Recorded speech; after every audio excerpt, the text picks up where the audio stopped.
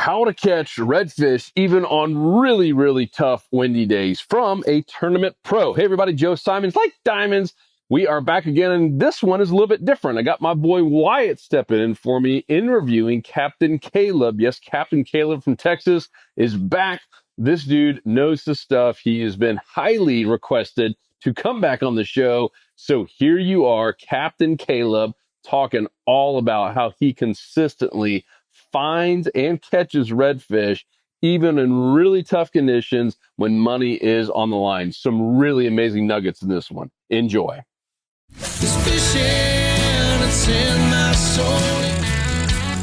Welcome to the Salt Strong Podcast, disrupting fishing entertainment as you know it. Prepare to laugh. Prepare to get to know fishing legends in a whole new and unfiltered way. And on occasion, you might even learn a thing or two about fishing. Here's your host, Joe Simons, like diamonds. What's going on, Salt Strong Nation? I've got a really cool podcast for you guys today. I've seen a lot of folks in the community talking about they've been heading out to try and go fish for reds, but there's been some terrible winds lately. Here in Texas, we got up to 68 miles an hour just 2 days ago, and I've got a friend here who's been fishing in some really big redfish tournaments in this terrible weather, and I've got him here to share some tips with you guys today so you don't got to sit at home and wait out the windstorms. You can get out there and start catching redfish faster. So welcome, Caleb McCumber. Thank you so much for coming on today. We are very excited to hear some awesome redfish tips and fishing in some nasty weather from you. Man, oh man, where do we start? You can play down the what the weather was until you mentioned 68 miles an hour, right? That was I'm over here in Louisiana. I fished the Excalibur last week out of Delacroix, and now I'm at the Professional Redfish League first stop in Houma. And I think we have experienced it all. We've had the 30 out of the south, out of the east, out of the west. We very similar to when I was in the Redfish World Series last year. We were on high tides. I wouldn't say easy fishing. It was still blowing pretty dang hard every day, but the tides were up. The water was pretty clear, and we could make do. We were on some really good fish and very excited. And then here comes that west wind and dumps 4 feet of water out of the marsh in about 24 hours. And, being a guide back in Texas and being a recreational angler my entire life, the go-to thing is, man, I'm going to stay home and watch TV tomorrow. But unfortunately, in this line, you don't get to do that. The most difficult thing to start the day is getting your boat off the trailer and the ramps. We had guys that the front of their boats were hanging up on the trailers because the tide was so low that the ramp got steep and their boats wouldn't even come off the dang trailer, man. But it's one of those things where, I called you an hour ago and said, hey, let's have some fun and make a podcast. And well, shouldn't you be out pre-fishing right now? Well, I should, but it's blowing 35 today. Tomorrow, those winds or south 35 today. Tomorrow, the wind shifts to north 20. And then we're east on Friday and Saturday. And it's one of those things where I could go out today and I could do all the scouting in the world, but it's going to change tomorrow and the next day and the day after that. And so that's kind of where the topic of our conversation is headed is, what do you do when you have to go out there whenever everything you've known for the past week is just scrambled? That's what I told somebody earlier this week. I said, man, these redfish's eggs are scrambled. We just got to go out there, fish, figure it out. Daniel and I were sitting we were in the boat Friday morning. I feel like I frustrate my partner greatly because I'm not the best at staying up all night and coming up with a game plan. So finally, it was Saturday morning because we'd already fished Friday. These are all 2-day tournaments. And Saturday morning we get in the boat and I look at him and I said, well, here's what we're going to do today. We're going fishing. And he looked at me like, man, why couldn't you have said that last night? I was like, I didn't know last night. I've got to come look and see what the situation is and respond to it. And so I think we're going to have a lot of fun talking about, what you do to try to make things work, whenever the weather is just inacclimate. It's, it's just a mess out there. Yeah, no, that's what I'm most excited to do, because a lot of folks, they're out there trying to pre-plan a trip and they're looking at conditions, 2 days before. Most folks are those weekend warriors, and you're looking at that weather, Wednesday, Thursday, to try and figure out what you're going to do, start kind of planning your spots out. And with wind that just keeps switching and the forecast really just can't be trusted, like you, I've even just kind of not made a plan until day of, because all the conditions never seem to be what they were forecasted 2 days prior. When you get really heavy winds like this, and it's just completely variable. So I'm right there with you. You got to make adjustments on the water when you get there. So I think one of the first things that folks probably have on their minds on, how are you getting on these fish? Because you said, we were on some good fish and then the conditions changed. So that puts you in the same shoes as them. They're getting out to the ramp. Forecast is not correct. The wind is now shifted, and especially in areas like we have where it's mainly wind driven tides rather than, what you have on like the East Coast where you get 4 or 5 foot tide swings, where a north wind can completely dry out a marsh. So I want you to kind of talk about how when you get out there and you've got different types of winds or different sets of conditions, how do you kind of start picking general areas to start looking for fish? And then we'll talk about, when you get to those types of spots, how are you zeroing in on that kind of 90-10 zone? Well, the key to what we do, and we're hedging our bets. It doesn't matter who you are. It doesn't matter if you're a fishing guide, if you're a pro tournament, if you're a weekend guy. We're hedging our bets. And the last weekend's tournament was a prime example of the Excalibur series is pretty well the top of the top. Everybody in this tournament has a chance to bring massive weights to the scale, but only 6 out of 20 teams were able to do it while everybody was doing the same thing, right? But the key that I've found throughout all levels of fishing is begin looking at it from a macro perspective. And by that, I mean, I want to know what the water levels were for the past 3 to 4 days. What they are today, yes, that matters to me. And that's where you shift from a micro perspective to a macro to a micro. But understanding the macro at the beginning is big time key. And so, going back, because I'm going to use a lot of analogies from what I've seen over the past 10 days over here. And it was from the macro perspective, Friday, the tides were absolutely gone. The flats that we had been on catching fish were dry. Wyatt, let me ask you a question. Have you ever seen a group of seagulls walking backwards in the wind where their faces upwind and their butts downwind? No. Entire groups of them. And the reason they were doing it, if they turned around the other way, the wind blew their butt feathers over their eyes, and they didn't like it. Apparently, this is how big of a weather shift we had on Friday. But if you're talking about them, if you're the guy that shows up to the ramp on Friday and those tides are dumped out, but if you didn't have to be there to see it yourself. If you've just been reading your actuals on your NOAA websites and whatnot, you knew that the tide was up 2 feet the days before. Those redfish were up on the flats. They were up on top of the grass. They were munching on all the springtime little baits. So now we're here Friday. The water's dropped out. We're looking at it as a right now, what I call a micro perspective. And what we did and what almost everybody did in that situation was we went and fished the channels and the somewhat deeper water that was right near those flats that had water up on them the days before. These fish, they're on a springtime pattern. They want to be in those ponds. They want to be in that grass. And they're not going to go real far from where they know there's food at. They're going to be hanging close, waiting for that tide to come back to get back in there. So that would be probably the number one key that, I could bring to the table whenever that situation has shifted so drastically. What was the situation right before? And what are those fish waiting for the situation to be afterwards?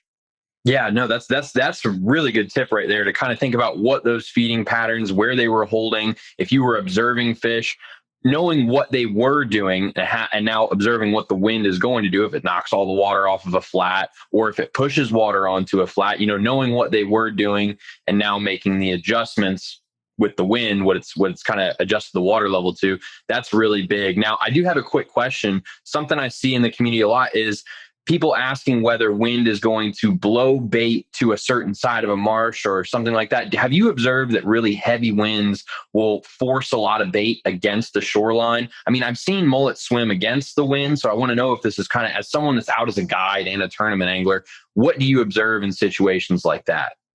It's not a proven every time science, but yes, I have seen redfish absolutely stacked across on the windward shoreline.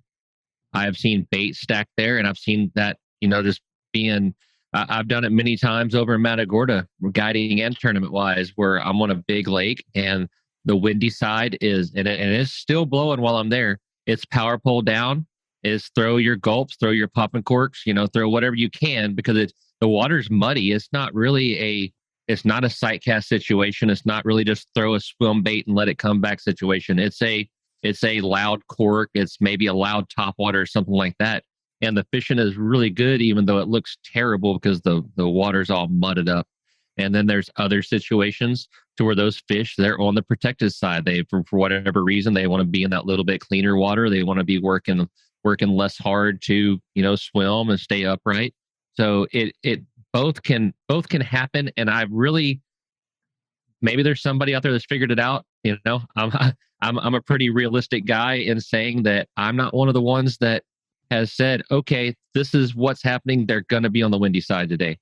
And that's what we see over here whenever, but the funny part about it is over here where I'm at, it's really cool in that you can see the fish in most of the places. And if I go in one or two ponds and they're on the leeward side, well, that's where they're going to be in almost all the ponds. And if I go on one and two ponds and they're on the windward side, that's where they're going to be in all the other ponds. There's something in that fish that triggers it to be on one side or the other. Until we get there and figure it out, I don't know. I mean, maybe one of your listeners has it figured it out and they'll put it in the comments down below. And if you see that, Wyatt, you let me know, because I need every advantage I can get over here.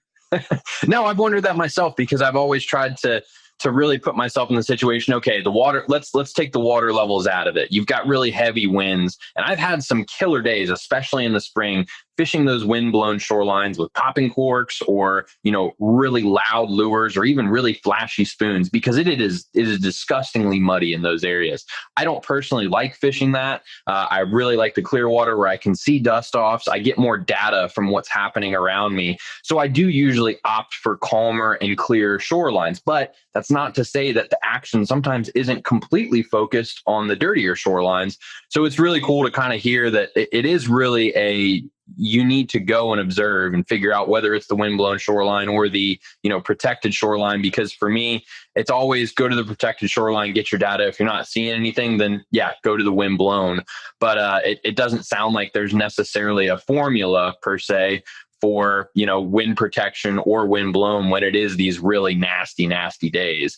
Granted, I'm sure that some folks that don't have power poles or some folks that don't have the equipment to fish wind blown shorelines might opt for those calmer areas. Maybe that's why I do it. But it sounds like you need to be able to be open to fish both of them. I would be more apt to find a point where the wind's blowing it around the protected side. And, you're having your bait and your everything pushed past that point. But like you said, check one. If that doesn't work, check the other. If you don't have the equipment to do one or the other, then, grind it out and see what happens. Is the the number one rule about fish is they don't give a dang what we think we know about them. They're gonna do their thing. And sometimes we guessed right. Sometimes we didn't. But they can absolutely be on either side, and there's no reason, if you're not having luck on one, to be scared of trying the other one. Mm-hmm. And in these situations where it's really high winds, really nasty weather, do you find the fish are more locked on bottom? And again, we are after redfish here, because you are a redfish pro. We're not talking about trout or flounder or any other species here. Redfish in these shallow water situations, do you find them more locked down and kind of situated in one zone waiting to ambush bait? Or are you seeing them more moving around and kind of hunting for bait? Because I feel that would change how you approach and how you fish certain areas, if you're really kind of search baiting them with paddle tails, or if you're really finessing through with jerk baits or something that's gonna kind of catch their attention and scalpel through when they're locked down. I find that it depends on what is causing that weather pattern. We've had times where the fishing was absolutely phenomenal. Daniel and I, we won a tournament last year, the year before, during a tropical storm. It was 40 to 50 mile an hour winds. It was those big black clouds that are just above the boat, and lightning and raining. It was awful. But the fish were up on top. They were floating. We went into a pond. We got there about 7 in the morning. At 8:30 in the morning, we're headed home with 2 fish over 9 pounds. And that's because we could have caught as many as we wanted. They're floating everywhere. They're just, the pressure's low. They're feeling good. They're out feeding. Now you turn around and today your weather is windy and nasty because there's a front coming through, or there was a front came through yesterday. Well, now you're dealing with the barometer spikes and the things that will quite often lock a fish up on bottom. And those are the times whenever you have to take it real slow, throw something that maybe aggravates them. I wouldn't be caught dead throwing a top water. I'd be throwing a paddle tail. I'd be throwing maybe a spinner bait, something like that, and take it slow and just fish. And that's what every one of us had to do during that because it was a frontal passage that got us last weekend. And it was one of those things where you could throw a bait 50 times in the same spot to catch one fish. Well, we knew that there was 30 fish in that spot. I could see them moving around. I could see their mud. I could see their wakes.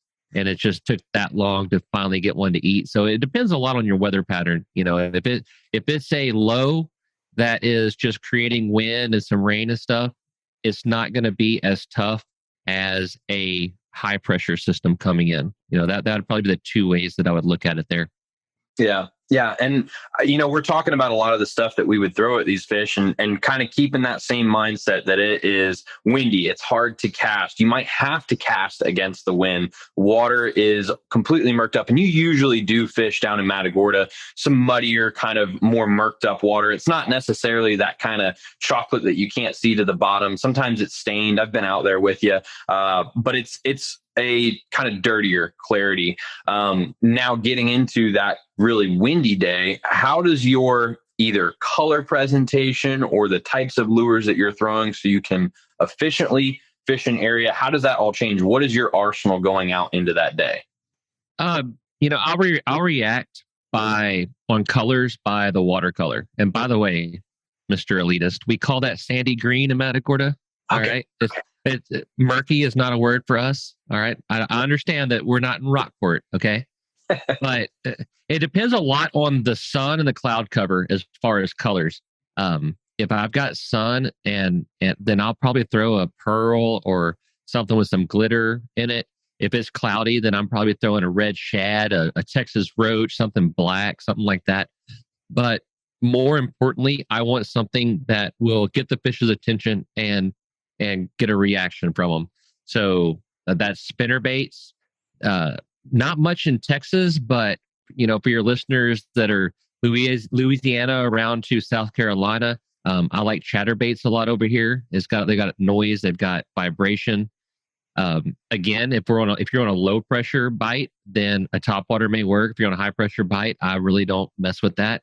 I just want something that is going to rattle, something that is going to create disturbance in the water and bring them over to where I'm at. Now, if I can get into an area where it's rather calm, say you're in a drain or something where the water, there's not a lot of chop on the water. The wind's blowing above your head, but the water's still pretty smooth and nice. And therefore it's quiet in the water.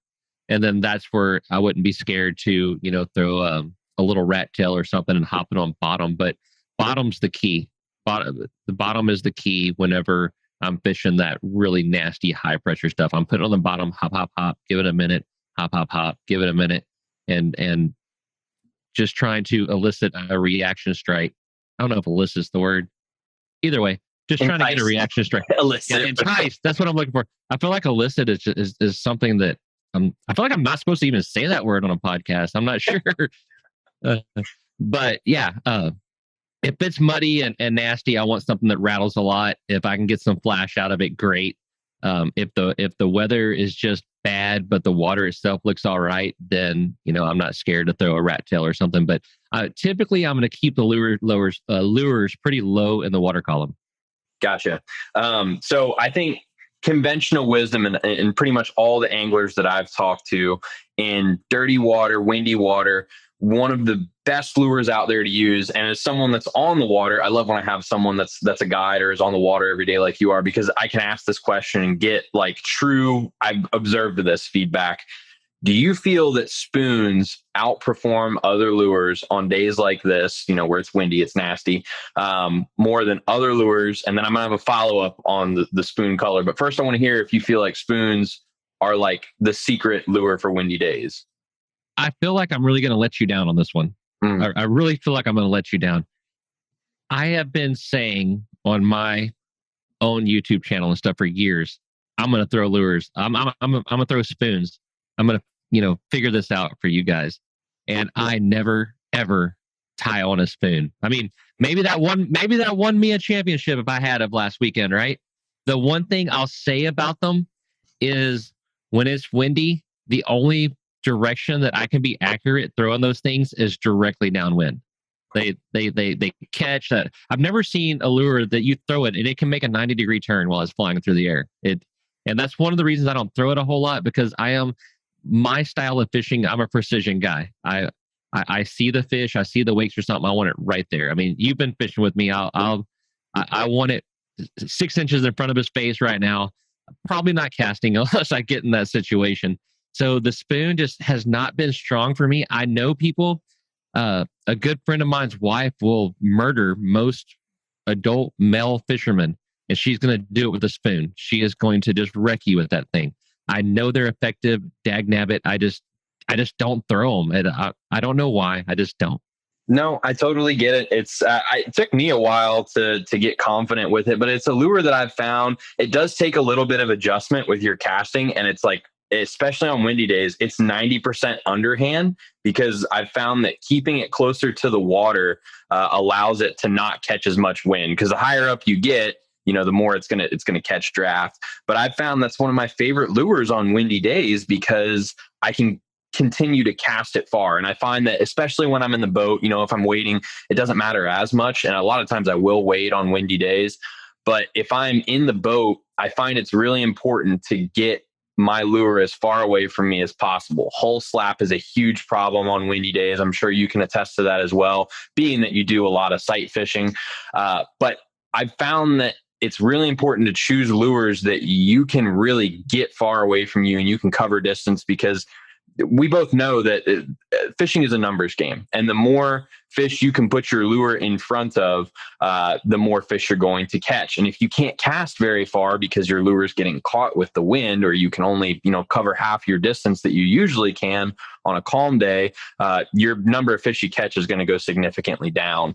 So that's why I tend to lean towards spoons a lot. I'm surprised to hear that, you're not a huge fan of them, but I know that you have lures that you do find effective. So in terms of castability, what would be like your number one choice for a lure that you can get distance out of and efficiently kind of cover an area? Because, we're going to be doing a lot of searching around on these windy days to find what patterns these fish are in. I guess to be fair, my spinner base could be considered a spoon. They're doing the same thing that spoon is doing, and I do really like throwing those guys. Okay. So maybe I needed to go to that. I have had a lot of times where I feel I'm hit the spoon on it instead of the plastic that's behind it. But you raise a really good point. I'm throwing a 1/4 ounce jig head or heavier on days like that. And I don't care if the water's 1 foot deep or 8 foot deep. I'm throwing a heavy jig head. If I'm in grass, I'll throw a heavy belly weighted weedless. But I'm definitely getting away from that boat, away from that hull slap, away from all that noise. My go-to on a windy day is going to be that 1/4, maybe a 3/8 or something like that. And I'm probably going to have a plastic on that doesn't have a whole lot of wind drag. I like little short, like 3.5-inch plastics, little paddle tails. I'm jealous that you came up with a good point before I did, Wyatt. Is yes, you want. It doesn't happen often. Yeah. You want something heavy you can get away from you, and even the pop and cork on a spinning rod. I throw it on a spin rod instead of a bait caster because I can just rear back and launch that spinning rod and get it away from me. One of the coolest things you can do with a popping cork on a windy day is throw it out, pop, pop, pop, and then open your bell and let it get further from you and do it again. Hey, story time. Ooh. So Daniel and I, what we fished on day one, and we just didn't get the right bites. In Louisiana, the limit's 27 inches, and we were catching the 27 and a halves, which the game plan we had, we knew it'd be that way. We had fish that were 26 and a half to 27 and a half. And we knew we were going to need to catch numbers to weed through that, but we were on a 9 to 9.5 pound average if we did that. The weather took that away from us, but the way we fished is there was this long winding drain that ended up in this big flat, right? And the one thing that is true at almost all times is those drains going back to those flats. If there's good tidal movement through it, they're deeper than everything else. If you are fishing a drain that has soft mud on the bottom and it's real shallow, well, that means there's not tidal movement through it. And that's probably not where you want to be fishing at, good weather or bad weather. It's just that simple. But those ones that have the firmer bottoms, they're deeper. That means there's water moving in and out. So there's bait moving in and out. So there's fish moving in and out. Well, so we go up to this drain. And again, going back to what we were talking about earlier, we fully expected those fish to be near the flat they came off of, waiting to go back on it, right? And so we troll back up and they're nice and quiet. And sure enough, there's 20 or 30 fish and they are piled up right in the front of this drain. Unfortunately, it was, the high pressure deal. They didn't want to eat a whole lot. I think we caught a 9.25 that was about 27 and a half off of it. Caught a couple 6-pounders, stuff like that. But we got all the way up this drain and the wind's in our face the whole time. It's blowing northwest and the wind's in our face. We finally get up to the very top of this drain. We power pull down. And the idea is we had all these fish that we had pushed off into that drain. We're just going to fish them all day long. We're going to grind them. And it was about an hour and a half into it. Daniel had caught a really good one that was too big. Another 6 something that came in the boat, and we're just gonna make it happen. We need 3 fish on day one. Daniel throws out, right? And he's using a spinner with a popping cork. He throws out, well, as spinners will often do, the bell shuts and snap, pops him off, right? And so his cork goes way out in the ditch. And I'm sitting there, and I'm gonna be honest, I'm a pretty happy-go-lucky, easy guy to be around, except tournament day. I've got a chip on my shoulder. I want to produce every single tournament. So when it's not going good, I don't yell and be mean by any means, but I get pretty serious and I'll say what I'm thinking. And I looked at Daniel. I said, if that dang cork goes down right now, I'm going to lose my mind. And it wasn't 5 seconds later, whoop, that cork's gone and it's broke off, right? And I was like, oh, that's about right. Yep. And so we fish another hour. Well, about, 100 yards down the drain, I see this cork pop back up. And I was like, I can't stand it. I got to go see what's on it, right?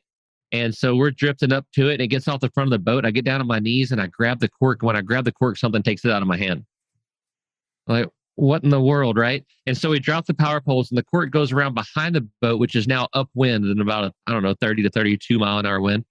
And so now I've got a plastic with a jig head on it. I'm fishing for this cork, Jack. And the cork pops up, and I finally make a cast on it where I hook it, and I pull the cork up real slow. I get up beside the boat. Daniel grabs it, jerks it out of the water. Dude, there's like a 4-pound largemouth bass on this dang cork. I said, of all things we could catch on tournament day, we caught a trophy bass. I caught 5 bass on Friday. I told Daniel, I said, look, I'm leaving the Redfish tour and I'm heading to the lake, baby. I mean, it's time to get a pointy nose boat that goes real fast. And, I think I know a lot of pro bass fishermen. You got to have a really snazzy haircut with gel in your hair.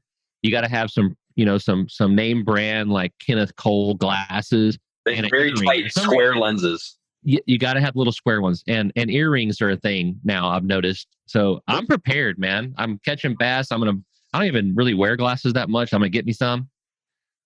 But yeah, the things that happen out there, we've got stories for days on that. But anyway, we'll head back towards where you wanted this podcast to go. I'm pretty bad about taking a right turn here and there. No, that's okay. I'm sure. It's funny. We actually did some tips on bass the other day, and people seem to really enjoy it. We look at how many comments and how many views they get. And even though we put out a lot of really great saltwater tips for redfish, trout, flounder, and snook, every angler, I can almost guarantee, started out with bass. So I'm sure everyone enjoyed that story as well. But to kind of also piggyback on that, the effectiveness of popping corks on windy days, especially with windblown shorelines. The tactic you just talked about, I made a couple tips on it last spring, fishing with both artificial lures under the cork and with live bait. Throwing on one of those windblown shorelines, like getting really far away from the shoreline, pop, pop, pop. If you sit there, you wait, you don't get a whole lot, open that bail and let it get closer to the shoreline. You can literally feel out an entire shoreline just letting that cork drift. And you can't do that with any other bait. I'm not going to lie to you. I don't like taking popping corks out and using them. I'm not a giant fan of them in any scenario other than springtime windblown shoreline fishing, just because the fish are starting to get fired back up with the warm weather. They're like attracted to really loud splashing sounds, like top water starting to fire back up again. But those windblown shorelines, man, if you throw those corks out there, like I was using the power prawn, which you might not know, it's a new shrimp that we've come out with here at Salt Strong, under one of those corks. And I had like one of my best trout days fishing along like a cut edge, like you were talking about those drains. For those of you who might not know what a drain is, again, just a depth change that comes out of like a marsh area or a flat that's very defined. If you look on Google Maps, these are those dark spots that are like choke points between two different bodies of water, usually one bigger, one smaller. On outgoing tides, they're phenomenal places to fish because all that bait gets concentrated through the drain. So throwing that cork up against that bank, it just pop, pop, and letting it drip. I mean, oh my goodness, you can have all the fish you want. Even redfish will do it as well if you're fishing shallower areas. That just happened to be a trout example, but gosh, popping corks, very, very underrated presentation for windy days. Was that just a one-off thing, or do you use them a lot as well, even when you're fishing tournaments? I would be confident to say that a popping cork and gulp has probably won more tournaments than every other lure out combined. Especially for sure in Texas. Over here in Louisiana, I see a lot more of the football style cork with a lure behind it, and they kind of rip it instead of pop it. But in Texas, I would bet my last dollar and eat my shoe if somebody said that popping corks have won less than every other lure combined. And I'm very fortunate in that my circle of friends are some of the top tournament fishermen in the state. And there's a saying that we have, and it's called death by popping cork. And when we see this bad weather coming, that's what they say. Hope you got the popping cork loaded up, because it's death by popping cork this weekend. And even across the middle of lakes, drifting with that thing, launching it way out there and just cracking it. And it's a very effective tool. One thing that I had to learn coming from being a trout guy to a redfish guy is that when you're in the bay fishing for fish, you usually have a longer leader, like a 2 or 3 foot leader on your popping cork. In the marshes, very rarely do I have more than a 12-inch leader on it. I want that lure close to the sound. Most of the time it's 2 or 3 foot deep, where we're fishing. If you're, somewhere on the East Coast where I don't know how you crazies have that 6 foot tide swing, but if you're in 6 foot of water, maybe let it out some. But for the most of us that our redfish waters are 2 or 3 foot deep, that 12-inch leader does great. Oh yeah, you go talk to our buddy Judd Brock. He's fishing those DOA shrimp under those corks. Gosh, that guy, it'll be like a 5 foot leader around some of those points. But you really, the current there, you do have to swing it too. So it's a little bit of a different story. I know we've got some listeners that are in the Carolinas, in Georgia, on Northeast Florida. That's a pretty good presentation. I know one of our other coaches, Richard, has put out 2 really solid popping cork tips over the past couple of weeks. Definitely check those out. We'll link them in the description below. But again, you guys are hearing it. Popping corks can be pretty killer to go with. I like the Paradise poppers. I think those are awesome. I also use like the 4 Horsemen. I think those are like the loudest ones that you can use. Do you have a preference on what popping cork you like? I use one called a High Water. It's made here in Florida. George Spivey, he's a guide over here in Leeville that makes them. And it's very similar to the 4 Horsemen. It's real loud. It's got a little plastic ramp on the bottom of it with ceramic beads. So when you crack it, it's super loud. The reason I prefer the High Water is they have perfected a titanium wire inside of it. And so you can't kink it. You can't ruin it.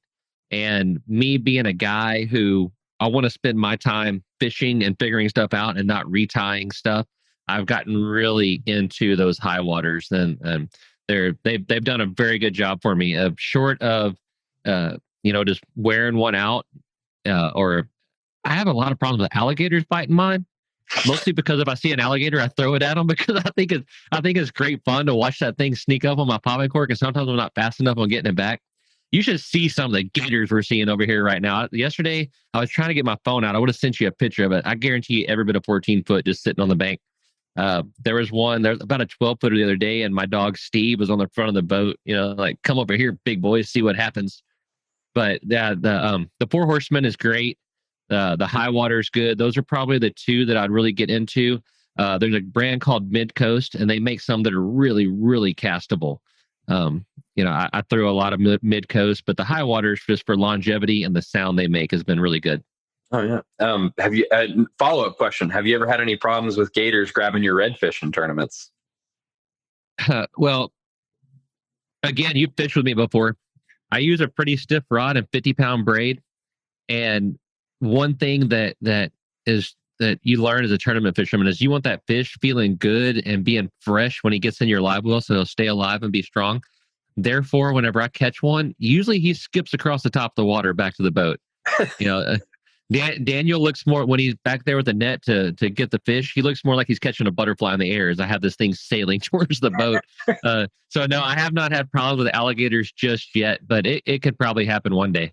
Oh, I hope not, for your sake. Well, man, we've covered so much in this podcast. I feel like we're probably coming up on the point where listeners probably are getting off to get their exit for work.